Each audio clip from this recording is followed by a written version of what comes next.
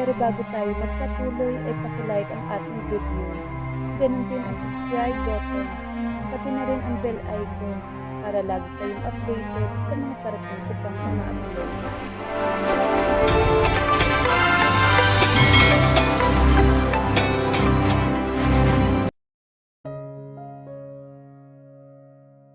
Baby RJ, blow your candle. 1, 2, 3. Sabay-sabay na sabi ng mga nandoong bata kasama ng parents ng mga ito. Siya na ang nag-blow noon at pagkatapos sinalika ng karga-kargang anak. Happy birthday, my baby! Maluha-luha niyang sabi at pagkatapos nagpalakpakan ng lahat. Ilang saglit pa abalan lang lahat sa mga isinerve na pagkain at mga parlor games para sa mga bata. Nilibot niyang tingin sa front lawn ng Villa Gonzales habang karga ang baby niya matapos ang walang katapusang tawanan at picture taking kanina. First birthday ng anak niya at doon iyon idinaos. Marami siyang inimbita, ang mga kaibigan at kasamahan niya sa trabaho, maging ang papa niya at tita niya. Nag-imbita din ng mga kaibigan ng pamilya. Maging si Randy imbitado at ngayon, siyang punong abala sa mga parlor games para sa mga bata, katuwang ng best friend niyang si Terry. At napangiti siya dahil hindi nakaligtas sa kanya ang malagkit na tinginan ng dalawa niyang best friend. Mukhang di matatapos ang araw na to at may mabubuong love team. Maging ang papa at tita niya nakikisaya din ngayon sa mga bata. Inimbita rin niya ang mama at papa at mga kapatid ni Ram. Di lang niya alam kung pupunta ang mga ito. Napabuntong hininga siya. It's been 3 months pero ni isang balita wala pa rin siyang alam kay Ram. Maging pamilya nito walang may alam. Yon ang sinabi sa kanya at naniniwala siya doon. Dahil nang makalabas sa ospital, yon ang una niyang ginawa. Pinuntahan niya ang mama ni Ram at nagmakaawa dito na ibigay ang address at contact number ng binata sa New York. Pero maging ang mama nito wala ding alam. Dahil hindi sa bahay ng mga ito sa New York tumuloy ang binata nang tinry nilang tawagan ang numero ng US mansion ng pamilya sa New York. Ang sabi ng caretaker doon, wala doon si Ram at kahit minsan hindi pa nagpunta doon.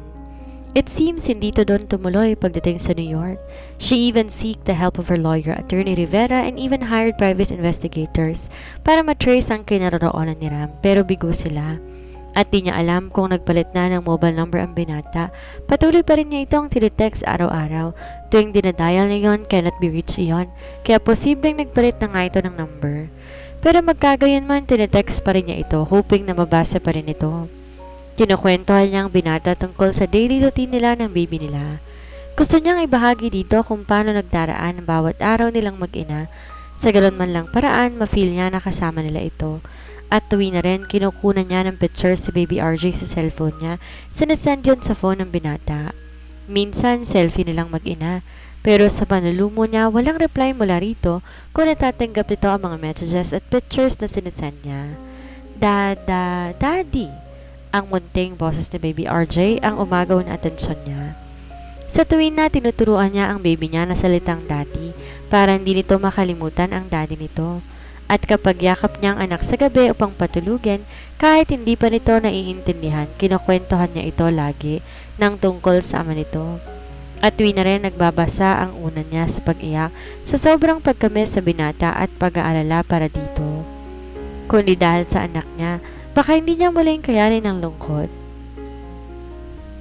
Dahil sa baby niya, mabilis siyang gumaling at nakarecover. Yes, she is totally recovered physically. Isa na lang hindi pa makarecover ang puso niya. Oh my baby RJ, namimiss mo na rin ba si daddy? Miss na miss ko na rin siya pero wag kang magtatanim sa daddy mo, baby. Kasi may pinagdadaanan lang siya ngayon but it doesn't mean that he doesn't love you. Mahal na mahal ka ni daddy and I hope he loves me too. Napapiyok pa siya sa huling sinabi at nangingilid na ang mga luha niya. Sana nga Ram, mahal mo ko dahil ako, mahal na mahal kita. Uuwi rin yun, anak. Maring natin, surprisahin niya tayong yung first birthday mo. At umuwi siya ngayon, di ba, baby? For sure, hindi ka matitiis ng daddy na hindi makita ngayong birthday mo. Nagsisikip ang dibdib niyang sabi at tinalikan niyang muli ang baby niya. Noon naman, may narinig siyang tunog ng isang paparating na sasakyan. Lumundag ang puso niya. Si Ramba ang dumating? She smiled happily. Sabi na nga ba niya at hindi nito matitiis ang baby nila. Sabi ko sa'yo baby ko, hindi ka matitiis ni daddy eh. Look, halika, salubungin natin siya. Excited siyang lumapit sa humintong sasakyan pero napalis ang ngiti niya na makitang hindi yon si Ram kundi ang pamilya nito. Hindi siya masayang narito ang pamilya nito, kundi dahil nakala niyang naroon si Ram kasama ng mga ito. Labis ang panlulumo niyang nadama. Hindi ba talaga ito uuwi sa birthday ng anak nito? Oh Ram, paano mo nagawang tiisin na hindi makita ang anak mo lalo na sa first birthday niya? Humalik siya sa pisngi ng mga magulang ni Ram, gayon din sa dalawa nitong kapatid, si Reed at Rain. Agad pinagkaguluhan ng magkapatid ang pamangkin at nagunahan sa pagkuha sa kanya upang kargahin at panggigilan. Natawa naman siya. Pareho pa kasing single at mga walang pamilya ang dalawang magkapatid, kaya siguro sabik sa bata. Salamat po sa pagpunta ninyo, Mr. and Mrs. San Sebastian. Magalang niyang sabi sa dalawang matanda at pinaupo ang mga ito sa may lanay area kung saan tanaw ang mga nagkakasiyahang mga bisita at mga bata. Naroon na rin ngayon ang magkakapatid na Reed at Rain at tila aso't pusa nagkagawan sa pagkarga kay Baby RJ. Naku iha, Papa at Mamang itawag mo sa amin.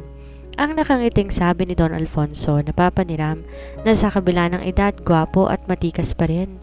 Oo nga naman, Nicole iha. After all, ikaw ang ina ng aming apo at asawa ng aking anak. Nakangiti ring sabi ni Doña Elizabeth na napakaganda pa rin sa kabila ng mga taon.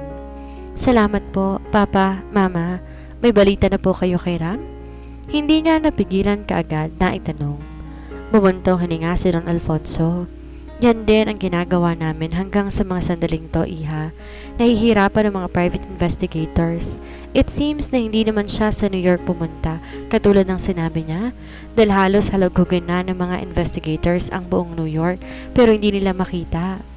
Hinawakan naman ni Doña Elizabeth ang mga kamay niya. Nicole, alam ko, babalik din ang anak ko, just give him time. Hindi kanya matitiis, kayong mag-ina at alam ko, mahal na mahal ka niya at ang apo ko. He just needs some alone time to heal. Malungkot siyang napangiti. Oo nga po, yan na lang din pong iniisip ko. Malay natin, surpresahin niya tayong lahat at bigla siyang dumating ngayong birthday ng anak niya. She said to lighten the mood. Noon naman lumapit ang papa niya. Babe, salamat at nakapunta kayo. Halina kayo at kumain muna kayo. Yaya ng papa niya sa mga magulang ni Ram. Nagpaunlak naman lumapit ang papa niya. Balae, salamat at nakapunta kayo. Halina kayo at kumain muna kayo. Yaya ng papa niya sa mga magulang ni Ram. Nagpaunlak naman ang mga ito. Siya naman na naiwan sa lanay, hawak ang cellphone, sinend niya sa numero ni Ram ang mga pictures sa birthday ng baby nila with her message. It's our little RJ's first birthday. Look at how our little boy have gotten bigger. Kamukhang kamukha mo siya, Ran. So handsome like you. Please take care of yourself. Lagi ka namin hinihintay ng baby mo. Miss na miss ka na namin ni baby. Please, uwi ka na, sweetheart. Hindi na ako galit at mahal kita. Mahal ka namin ng baby mo. Nangilid ang mga luha niya.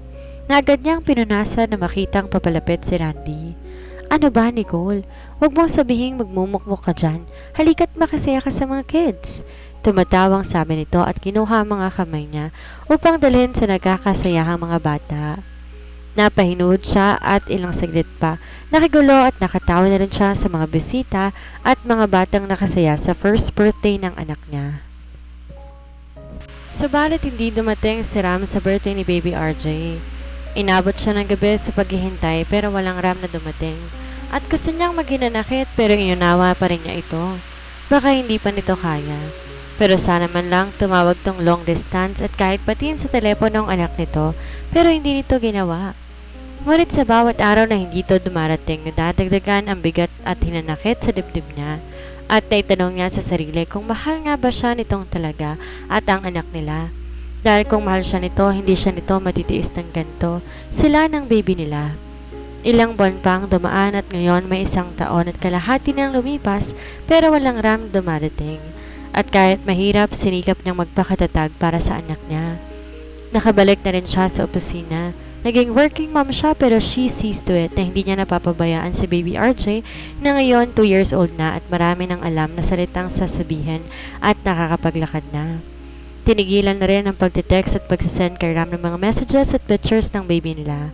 Bakit pa? Hindi naman to nagre-reply. Baka nga nagpalit na ito ng numero. At di naman sila nito naaalalang mag-ina. Even on RJ's second birthday, umasa siyang uuwi si Ram. Pero sumakit lang ang dibdib niya dahil umasa lang siya sa wala. Ilang birthdays pa ng anak mo ang di mo masasaksihan at ang paglaki niya. Ayaw mo ba yung masaksihan? You were not there in his first words, her first birthday, his first haircut, his first walk. All of your baby's first, wala ka. Sige, magtago ka na lang hanggat gusto mo. Wala na akong pakialam sa'yo. Kaya namin ang anak mo kahit wala ka. We can manage without you. Hindi ka namin kailangan ng anak mo. Miss Nicole, coffee? Naputo lang daloy ng iniisip niya at napatingin siya sa sekretary niyang si Jan na tubiling nilapag sa table ang kape. Kanina pa kasi mainit ang ulo niya at kanina nasigawan niya na ito. Thank you, sabi niya dito at umalis na to. She took a deep sigh. Wala namang problema sa opisina pero ewan ba niya, lately nagiging irritable siya. Siguro dahil sa frustrations niya na hanggang ngayon walang balita kay Ram. Pero napagod yata siyang maghintay. Wala na siyang pakialam kung umuwi man ito o hindi na. Masaya na sila ng anak niya at kinain naman nila nang wala ito. Sumandal siya sa wheelchair niya and browse at her cellphone. May subscription siya sa social media account niya na isang news channel at iniskan niya ang mga balita doon at eksakto naman napunta yon sa local entertainment news. Nanlaki ang mata niya na i-play ang balita ng isang celebrity reporter. Kuha ang video sa airport kagabi at palong hindi mo lalaki ang mata niya. Gayong siramang binabalita ng reporter na nakuhanan ng video na dumating kagabi sa airport at may naka-abrisyete ditong babae. Hawak naman to ni Ram sa maliit nitong bewang. Ang babaeng walang iba kundi si Tracy. Ang ex nito na nakilala niya noon sa mall. Business magnate ang heartthrob, Ran San Sebastian, was seen last night at the airport, arriving from Paris with his ex-girlfriend supermodel, Tracy Carlson, who is back for a local endorsement. Are they back in each other's arms to rekindle old flames? Yan ang caption ng balita. Nagngingit-ngit na ibato niya ang cellphone. Tumama yon sa dingding bago bumagsak sa sahig. Mabutit carpeted ang sahig kung hindi basag yon sa lakas ng pagkakabato niya. Damn you, Ram! Kay tagal kong hinintay na bumalik ka. Tapos pagbalik mo kasama mo yung ex mo na supermodel pala at sobrang ganda. Kaya pala nung makita niya si Tracy noon sa mall na pagkamalan niyang model. Dahil model pala talaga ito, Diyos ko. Anong laban ko sa supermodel na Tita Barbie sa ganda? Kung yung Laureen, baka lumevel pa siya pero itong Tracy, ito yung mga napapanood niya na nagmo-model ng isang sikat na brand ng clothing line at women's apparel sa Paris. Nakapag rumarampa, nakabra at panty lang tapos may pakpak sa likod na tila angel. At wala pa yatang 23 ang bewang ng babaeng yon. And to think na naawa pa siya sa asawa dahil nalulungkot na itong mag-isa sa ibang bansa. Yun pala, nagpapakasaya at nagpapakaligaya kasama ng ex nito. O baka nga hindi na nito ex dahil sila na ulit. Kaya pala wala ito sa New York, kundi nasa Paris pala at sinunda ng ex. At para siyang tanga, text ng text dito. Hintay ng hintay kung kailan ito babalik, yun pala, may kinakalantari ng iba. How dare you, Ram? Hindi ka na naawa sa baby mo? Kaya pala ning tawag ng birthday ng anak mo hindi mo nagawa dahil busy ka sa babaeng yan. At dumaling na pala ito kagabi at hindi mo lang agad pinuntahan ng baby nila ngayong araw? At sa loob ng 1.5 taon, ang Tracy na yan palang kasama mo. Kaya pala nagtago ka may ginagawa ka palang kababalaghan? Oh God, hindi niya na ito kaya. Ang mabuti pa maghiwalay na sila ng tuluyan kung puro sakit lamang din ang loob ang idudulot nito sa kanya. Ngayon siya nagsisisi kung bakit hindi niya tuloy ang pagpa-file ng annulment nila sa korte. Ang annulment paper na ibinigay ni Ram sa kanya ay hindi niya pinirmahan. Samantalang si Ram ay may pirma noon at di niya alam kung saan niya iyon iniwan. Dahil hindi niya makita iyon. Anyway, hahanapin niya ulit yon sa mga gamit niya. Pero pinunit niya na iyon, kaya hindi siya sigurado kung pupwede pa iyon. Well, hindi pa naman huli ang lahat. She could always file for another annulment. Dahil this time itutuloy niya na ang pakikipaghiwalay sa walang hiyang asawa niya. Ang sekretary niyang si Jen na narinig siguro ang pagbato niya ay napapasok. Miss Nicole, are you okay? Namimilog ang mga mata ng sekretary niya, lalo na nang makita ang itsura niya. Naiiyak na tila ba nalugi. No, I am not okay. Yun lang at tumayo na siya, dala ang handbag niya at nilampasan ng sekretary niya. Sumunod naman ang sekretary niya at tinampot ang cellphone niya na nasa sahig na nakalimutan niya na naihabol sa kanya. Miss Nicole, cellphone niyo po. Under time po ba kayo, ma'am? May meeting po kasi kayo eh. Hindi na naituloy ng sekretarya ang sinasabi dahil sa matalim niyang tingin dito. Cancel all my appointments for the rest of the day. Yun lang sinabi niya at nagpupuyos ang loob na lumabas na ng opisina niya. Isang linggo ang nakakaraan mula nang dumating ang binata at ang hinihintay niyang pagsulpot ni Ram upang dalawin si Baby RJ na hindi ito ginawa kaya't lalong nagingit-ngit ang kalooban niya. Ang walang hiya, nandito na't lahat pero wala yatang balak na silipin man lamang ang anak nito. Sobrang busy ba nito sa babae nito at hindi mabigyan ng oras ang pagdalaw sa sarili nitong anak? Yun nga lang ba ang dahilan, Nicole? O nagagalit ka dahil pati ikaw mukhang ayaw na rin itong makita at tila nakalimutan na? Hindi yon. Nakakagalit lang kasi eh. Hindi na to naaawa sa baby namin. Napilitan siya tuloy na magsinungaling sa papa niya na minsan tawagan siya nito sa cellphone at tinanong kung nagkita na ba sila ni Ram dahil nabalitaan na rin nito na narito na ang binata. Sinabi na lamang niya na okay naman na sila at nadalo na nito ang baby nila. Isa pa ulit linggo ang dumaan at ganun pa din at hindi pa rin siya mapalagay. Nabalitaan na rin niyang nakabalik na sa opisina ang binata kaya hindi niya maintindihan kung bakit hindi mo lang to nagtangkang makipagkita sa kanya para makita ang baby nila. Pwes kung hindi na mahalaga ang anak nila dito, hindi niya ito pipigilan. Kung ayaw nito na makita silang mag-ina ay mas ayaw niya. Pero nang iisang buwan na iyon, hindi na kinaya ni Nicole. Kaya naman maaga ng araw na iyon ng Sabado, kasama si Baby RJ, nagpatulong siya kay Randy upang ipagmaneho siya papunta ng Villa San Sebastian. Wala kasi ang binata sa penthouse nito, kaninang dumaan sila. At tumawag din siya sa mama nito sa mansyon ng mga San Sebastian sa Makati pero wala rin ito doon. Kaya sigurado siya nasa asyenda ang binata dahil wala namang pasok ngayon. Nang makapasok ang kotse at malapit na sila sa gate ng asyenda, parang gusto niya na sabihin kay Randy na bumalik na lang sila. Bigla kasi siyang natakot at naduwag. Ano kaya magiging reaksyon ni Ram kapag nakita sila na mag-ina? Pero hinabig niya ang sarili. Ano man at ano ang mangyari, tatanggapin niya. She is a strong woman now at kasama niyang anak niya at wala siyang hindi kakayanin. Napakunot noo siya na makitang may mga sasakyang nakaparada sa harap ng villa. Mukhang may bisita ang binata. Ilang sasakyan din yon, mga magagara. Hindi siguro bababa sa 10 ang bilang. Napilitan tuloy siya na magparada sa may dulo at kailangan pang lakarin nila ni Baby RJ ang harap ng villa. Si Randy naman nagpresentang maiwan na lang sa kotse upang makapag-usap daw sila ng maayos ni Ram. Can you walk, baby? Tanong naman niya kay RJ. Yet, mommy. Bulol na sabi ng baby niya na ang ibig sabihin, yes, mommy. Napangiti siya. Inalalayan niya ang anak sa maliit nitong hakbang habang hawak-hawak ang kamay nito. Makikita mo na ang daddy mo, anak. Excited niyang sabi kay RJ habang naglalakad sila. Teka, bakit ba siya excited? Excited ba siya na makita ang binata? No, that bastard. Napakababaero talaga. Hindi nawawala ng babae. Dati si Laureen, ngayon naman may Tracy pa. Excited lang siya para sa baby niya. Yun lang yun. Daddy, RJ said. Yes, baby, we'll see daddy. Natatawang sabi niya.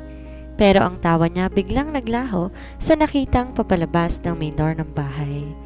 Si Ram at Tracy masuyong nagtatawanan habang nakayapos ang babae sa bewang ng asawa niya at nakaakbay naman si Ram sa babae. Dagle ang pag-iinit ng sulok ng mga mata niya. Damn you, Ram. Hanggang kailan mo ako sasaktan? Pati ba naman dito sa mismong tahanan mo, iuwi mo yung babaeng yan? Bakit ba kasi pinipilit pa niya ang sarili dito ay may nahanap na itong iba? At bakit ba kasi pinuntahan pa niya ito? Lumuluhang yumuko siya, kinarga na ang anak niya at agad tumalikod upang lumayo na sa bahay nito at maging sa buhay nito.